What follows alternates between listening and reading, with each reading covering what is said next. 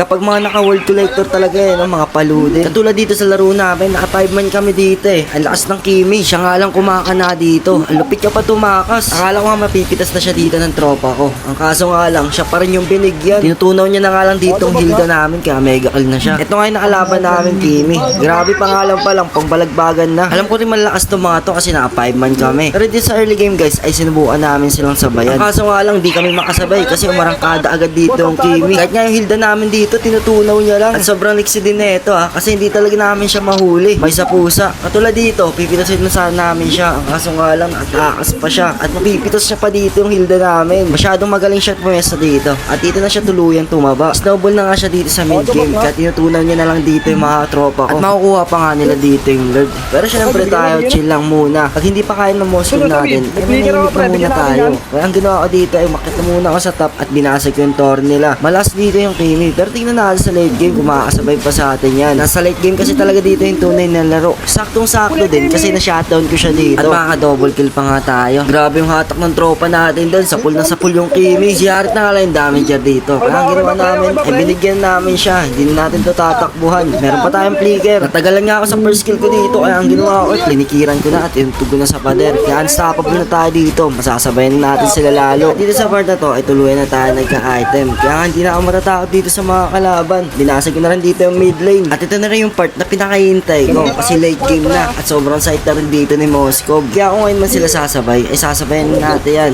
Ang kailangan natin dito ay pumihit na maganda. Gusto talaga yan sila. Pero dito sa part na to, tinatarget na nila ako. Kasi sobrang laki ng bounty natin. Pero syempre, hindi na ako papahulo dito. Pag na-shotgun kasi nila tayo, ay malaking gold makukuha nila. Pero kailangan pa rin natin maging agresibo dito. Basta huwag yung tayo magpapahuli. Ito na rin tayo makipag 1v1 kay Kimi. Saktong-sakto, tinumakan siya dito ng sibat ko. Kaya napatakbo na lang siya. Pero may flicker tayo dun kaya makakabol pa rin natin. At dahil wala na silang damager dito, ang gagawin natin dito ay papalagan na tong mga to. Hindi na natin sila tatakbuhan pa. Sa early lang naman kasi malakas tong mga to. Pero pag dito na sa late game, ay kaya na talaga natin sila sabayan. Wala kasing damage si Moscow dito sa early. Pero dito sa late game, mga damager lang naman kailangan natin unahin dyan. Pag napitasan na natin yun, ay hindi na makapalag tong mga to. Kaya ang ginawa namin dito, inubos na lang muna namin yung mga alaban. Hindi na muna kami dito ng Lord kasi meron retry sila baka maagaw pa. Kaya pinitas na muna namin dito si Predrill bago namin kunin dito yung Lord. At dahil nga nauwan namin dito yung Lord, sumabay na agad kami. Pero ako na laging pinupuntihan nila dito lalo to si Pikito. Pero mabuti nila meron tayong flicker dito ay nakapag-out pa tayo. Pitas sana tayo doon. Pero syempre kahit wala tayong buhay dito, papalagan pa rin natin yan. Matigas yung mukha natin At dahil nga tinamaan dito si Kimi, ginawa natin, pinitas na natin siya ulit sa buyout. Ubus na nga yung apat sa kanila dito at sila po na lang yung natira. Kailangan na lang namin dito gawin ay tapusin na yun. Pero syempre pag ganito, ay hindi na natin ito papatagalin pa. Kaya nilak tower ko na. Nice game dito sa mga kampi ko at mga nakalaban.